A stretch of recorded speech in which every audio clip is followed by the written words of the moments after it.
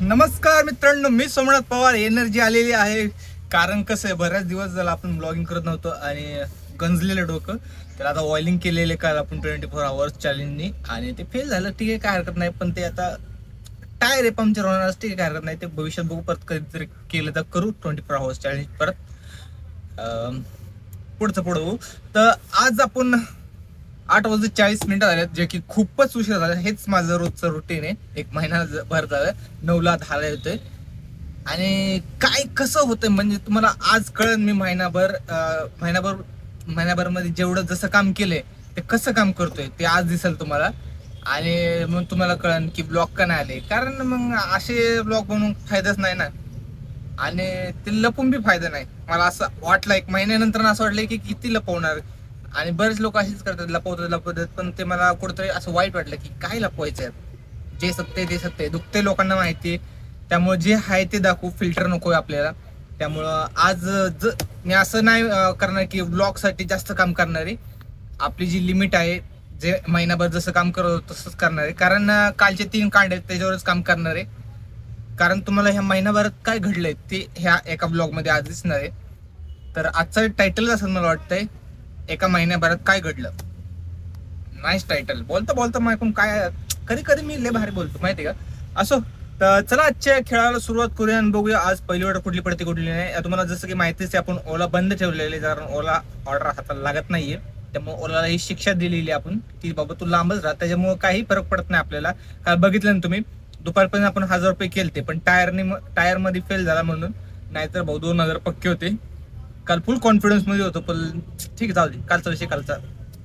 आज आपण 1300 रुपयाचा टार्गेट आहे. 300 रुपये कालचं सीएनजी काढायचे. ते 3 काढ्यामध्ये 1300 करायचे. 300 सीएनजीचं काढायचे. 1000 रुपये आपलं रोजचा रोजगार. आता दिहाडी नाही बोलायचं, रोजगार बोलायचं, मराठी शब्द वापरायचा. तर चला सुरू करूया आणि बघूया पहिली ऑर्डर कुठली पडते कुठली नाही. उबर की रॅपिडो की मीटर, जो भेटेल तो बादशाह. चला, तेच बघून कंटाळा असेल, त्यामुळे हे बघून घ्या. आणि वाजलेत किती पहिले ते सांगतो, 12:30 झालेत. आणि जेवायला बसणार आता, त्यामुळे म्हटलं टेक घ्यावं. लय उकळायला लागलेला का. आणि साधा माणूस नाही भाऊ तुमचा. बिस्लरी सील पॅक विषय असा आहे. बिस्लरी घेण्यासाठी पहिले सांगतो काय डायलॉग मारायचं होतं. हा, तर डायलॉग मारायचं होतं म्हणून बिस्लरीच्या नाही, जेवणानंतर टेक घेणार होतो, पण जेवणा अगोदर मुद्दा म्हणून टेक घेतला. कारण डायलॉग मारायचा होता. डायलॉग असा होता की तुमचा भाऊ साधा नाही भाऊ, सील पॅक बिस्लरी आहे, त्याने हात धुणार आहे. उघड ना की मला उघडला हे बाटली फेकून द्यायची, वापरायची नाही. प्लास्टिक वापरत नाही, तुम्हाला माहिती. आपण फक्त स्टीलची बाटली वापरतो. आणि बिस्लरीने हात धुतो तुमचा बघ.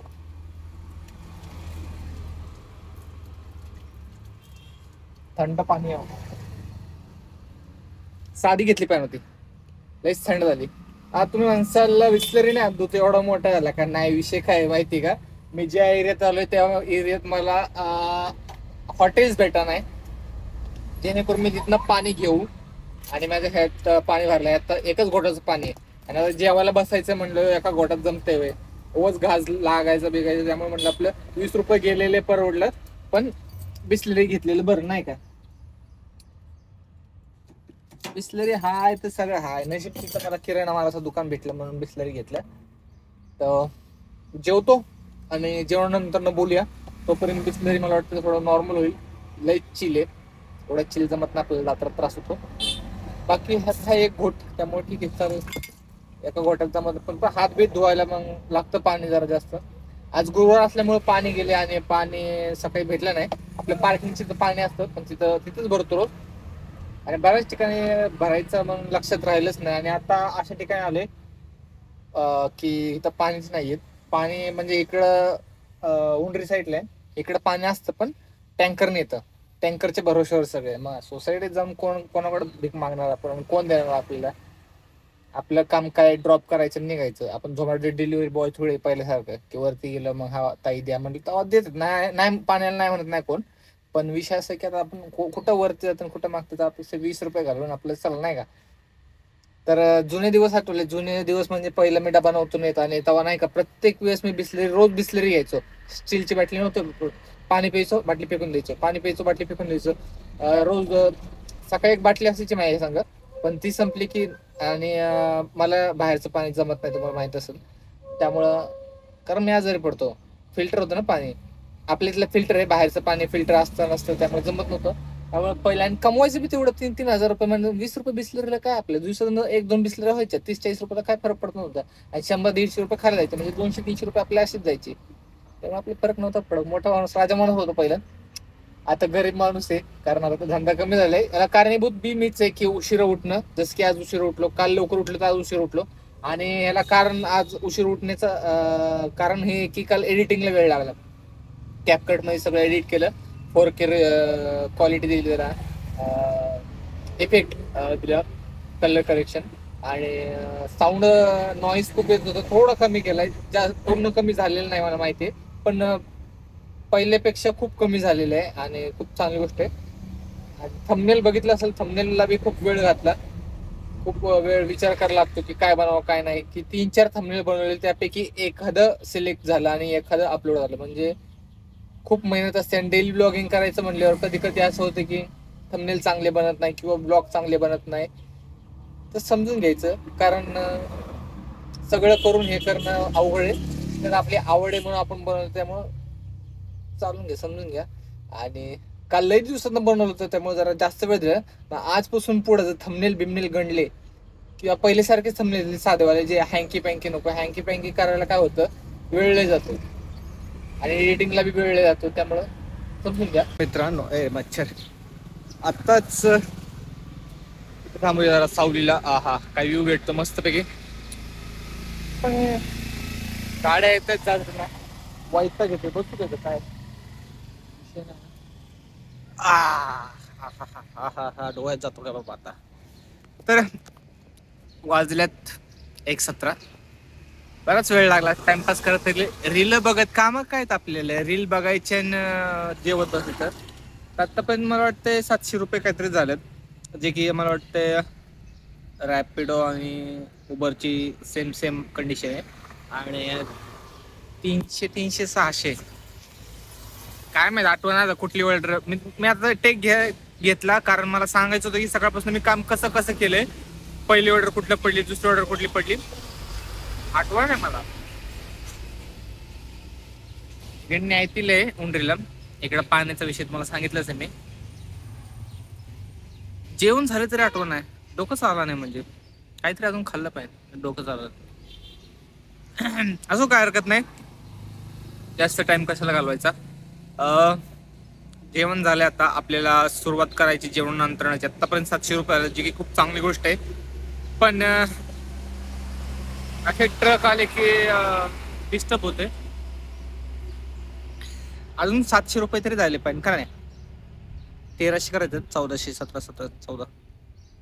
मी किती म्हणलं आता, 700. हा, 500 झाले तरी लय झाले.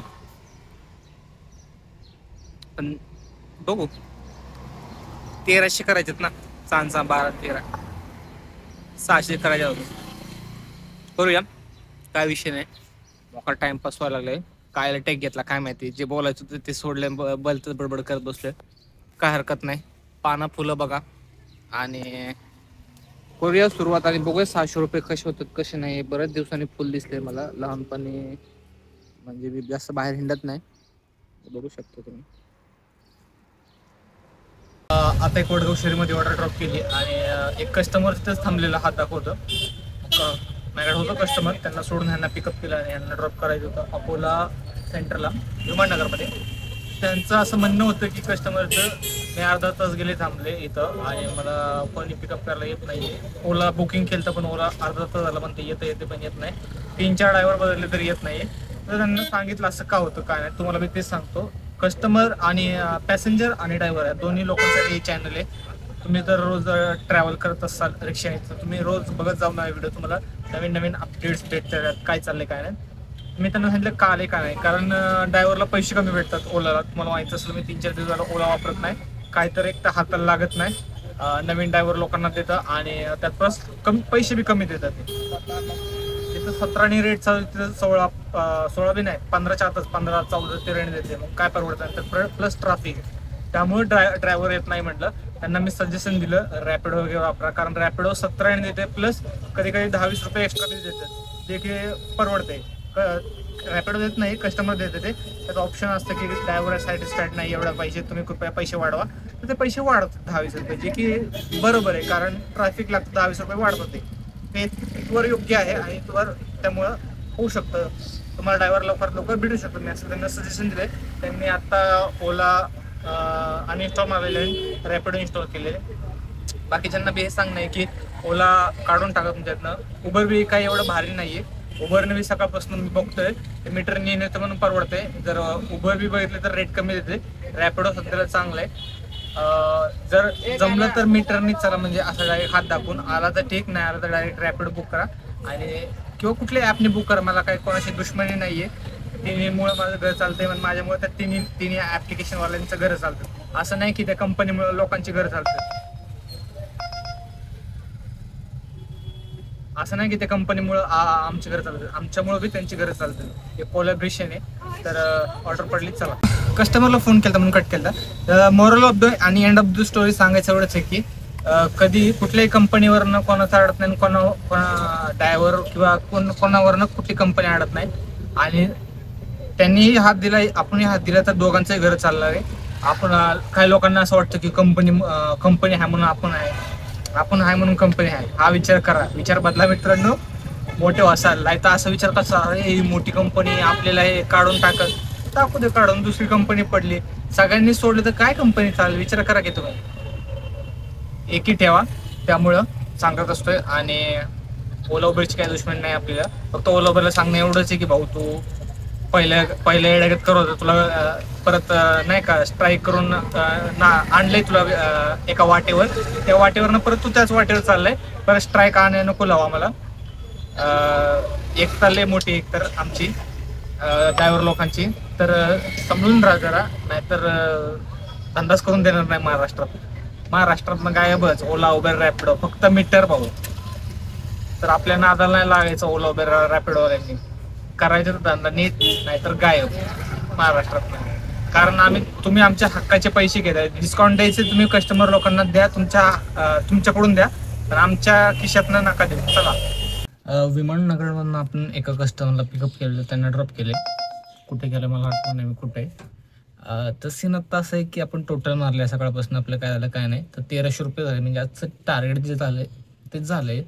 रोजगार निघलेलं आहे, CNG निघलेलं आहे. आपल्याला तर एकच कांडी उरली बघवी, ती कधीही संपन. आणि लाल कांडी अजून एक असती, पण त्याच्यावर भरोसा नाही ठेवत आपण. त्यामुळं मी आत्ता मला वाटतं लोहगावला आहे मी. आणि इथनं तर मला घराकडे ऑर्डर बघायचं, जे की तुम्हाला माहिती आहे संध्याकाळचं घराकडे ऑर्डर पडणं टफ आहे. वाजल्या 3:23. तर आत्ता फक्त आपण घराकडचे ऑर्डर उचलणार आहे. आता इथनं मी वाकडेवाडी स्टँड बघणार आहे, किंवा वाकडेवाडी स्टँड दगडूशेठ स्वारगेट, तोच एक मार्ग इकडनं जायचा. दुसरा बी आहे पण लांब नाही. किंवा खराडी बी चालेल, खराडीवरनं मग नाही तो लांब पडत. किंवा डायरेक्ट मग मगरपट्टा पडला तरी चालेल. मगरपट्टा हडपसर, मग हडपसरवरनं वानवडी, अंगाधाम, कात्रज. बघू काय होते काय नाही. भेटूया नेक्स्ट ऑर्डरला. आणि आय होप घराकडची पडावी एकच कांडी, नाही तर मग CNG भरावं लागेल. आणि विषय असा नाही की भरू नाही शकत, भरू शकतो, पण कुठं खेळत बसावा घरी कधी जावं असं होतं. मग आत्ताच जर घराकडे ऑर्डर पडली तर 5-6 वाजेपर्यंत घरी पोचल, जेणेकरून मी पुढचं काम करेल, एडिटिंग वगैरे. वेळ बोलतोय मित्रांनो, वेळ. कारण कसं आहे, नशीब चांगलं असलं ना सगळं चांगलं होतं. आपण येत होतो, तो एक जण भेटला, आपल्याला हा दाखवला, म्हटलं कुठं जायचं, म्हटलं स्टेशनला. म्हटलं चला दिवस पावला. आपण आता स्टेशनला आलो. स्टेशनच्या बाहेर आहोत, शिवाई कॉर्नर हॉटेल मेट्रोच्या बाहेर आहोत. आता इथनं आपण स्वारगेटला जाऊया. कोण भेटलं नाही भेटलं काय फरक पडत नाही.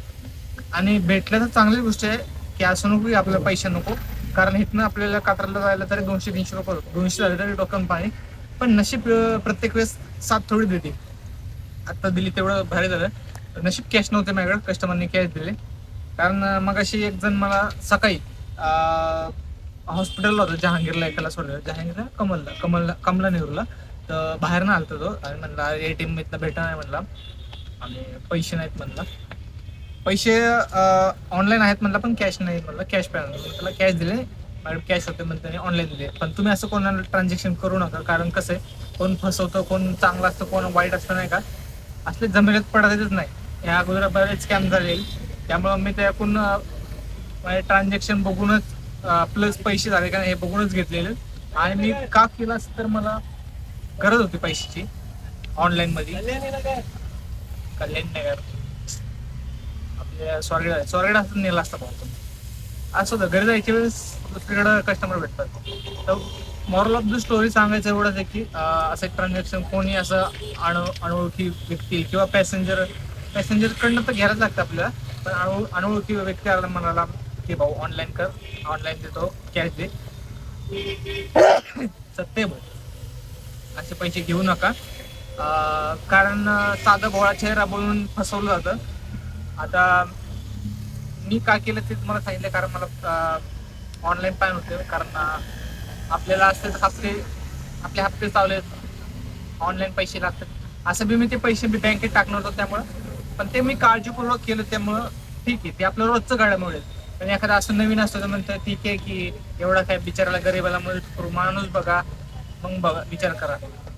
आणि एखादा माणूस साधा बोळा असतो दिसायला, पण तो 12 गावचं पाणी पिलेलं असतो आणि तो घोडे लावण्यात एक्सपर्ट असतो. मग तुम्हाला तो कधी घोडे लावून जाईल कळणार बी नाही. किंवा 500 देईल, देताना 500 रुपये कॅश देईल, 500 मोठी नोट, आणि तुमच्याकडून सुट्टे घेईल. आणि सुट्टे घेताना बी परत नको हा हूं करेल, काहीतरी झोलमाल करेल, त्याची नोट तो परत घेईल. आणि तुम्हाला देताना 400 दिले, पण तुम्ही मोजताना 500 मोजणार. कळलं का? मोजताना तुम्ही 500 मोजणार, पण ते असणार 400. हे ट्रिक आहे एक प्रकारचं. ते काय म्हणतात, हिप्नोटाईज करतात. हे पुण्यात असे बरेच वेळा प्रकार घडलेले. त्यामुळं कोणाकडून देणं नाही घेणं नाही, आपलं काम धंदा बरं. बाकी आपला चांगला धंदा झालाय. 190 रुपये काय झाले, मागचे 130 झाले ना, 10 रुपये इकडे तिकडं 1,500, जे की 200 रुपये हे सेव्हिंग मध्ये गेले आपले, गल्ल्यात टाकून द्यायचे आजच्याच. कारण लय दिवस झाले गल्ल्यात पैसेच पडत नाही, अवघड झाले. 9वा महिना चाललाय, हा मला वाटतंय 3रा गल्ला आहे. 3रा गल्ला आहे, 4था आहे. 4था जरी असला तरी अजून 5 गल्ले भरायला पण होते, जे की महिन्याला 1 भरायचं आपलं टार्गेट होतं. 9 महिन्यात 9 गल्ले व्हायला पण होते, पण हा 4था गल्ला आहे. म्हणजे 5 गल्ले नाही भरले गेले आपल्याकडून. आणि याचा अर्थ आपण किती वाईट काम करतोय. त्यामुळेच मी व्हिडिओ पुन्हा बनवायला घेतलं, जे की ह्या 1 महिन्यात मी खूपच याच्या अगोदर बी आपण चुका झाल्यात, पण ह्या 1 महिन्यात एवढ्या चुका झाल्यात की त्या सुधारण्यासाठी मी पुन्हा ब्लॉग चालू केलेत. आणि हे चुका पुन्हा घडून नाही माझ्याकडून, म्हणून मी ब्लॉग बनवतोय की आता काय हो, रोज 100 का होईना गल्ल्यात टाकायचं. तसं तर टार्गेट आपलं 500च आहे. पहिले ब्लॉग बघितलं असेल तुम्हाला माहिती आहे की आपण रोज 500 रुपये गल्ल्यात टाकायचो. पण आता काय झालंय काय माहिती ना, आता एवढं दुखतंय, काय दुखतंय काय सांगू, पण लय दुखतंय. असं 200 रुपये झाल्यात. अशी आशा आहे की स्टेशनवरनं स्वारगेट तरी भेटले तरी 100 होईल, आणि स्वारगेटवरनं कात्रजला भेटलं तरी 100 होतात. 200 रुपये होतात. 200 रुपये कुठे आहेत, लालखंडे यावी. तर आता आपण इथनं 3 चौकाकडे जाणार आहे, तिथं CNG भरणार आहे आणि लावणार गाडी. आणि पण मी तुम्हाला सांगाल, भरायचं तर CNG सकाळी भरा. कधी भरायचं CNG? सकाळी 4 वाजता, गर्दी नसती. पण असं माझ्यासारखं 8-9 वाजता आला आणि 8-9 वाजता जर CNG भरायला गेलात तर 10-11 वाजतील, कारण 1-1 तास जातो. आणि मग आता संध्याकाळी मी काय आता रिकामच आहे, त्यामुळे म्हणलं भरून ठेव. एखादी कांडी उडली तर उडेल, नाही तर नाही, थोडीफार उडेल. पण असे लोक म्हणतात संध्याकाळी कांड्या उडतात, त्यामुळे भरू नये. पण आता मला सकाळचा वेळ वाया घालवायचा नाही. मला माहित नाही मी कधी उठेल कधी नाही. टार्गेट तर 6च आहे. आणि मी आता CNGच्या लाईनला लागलो, एडिटिंग करत बसेल. वेळ वाया घरी जाऊन तर काय करणार आहे. मग म्हटलं CNG भरून घेऊ आणि तेवढ्या वेळात एडिटिंग करून घेऊ. 1 तास जाणार आहे मला. आत्ता बी गेलो ना मी, कुठे बी पंपावर गेलो ना, 1 तास जाणार आहे. म्हणजे सकाळी उद्या घालवण्यापेक्षा आत्ता एडिटिंग करत CNG भरून घेतो आणि CNG भरून गाडी लावून टाकतो. थोडंफार उडू दे, आता काय 10-20 रुपयाचं गेलं ठीक आहे काय. आणि चला निघूया घराकडं. खूप मोठा टेक झाला, 5.5 मिनिटं. सकाळी पाऊस होता, सॉरी सकाळी ऊन होतं, आता पाऊस आहे बघा. स्टेशनलाच आहे बरं का अजून. ऊन पावसाची कथा असंच चालू असतं. सकाळी फुल म्हणलं, पाऊसचं सीझन चालू आहे म्हटलं जर्किंग घालावं आणि चालावं. तर दुपारपर्यंत गरमी, मग जेवणानंतर जर्किंग काढून टाकलं. आता पाऊस चालू झाला, आता पडत मागं जावा आणि जर्किंग काढा.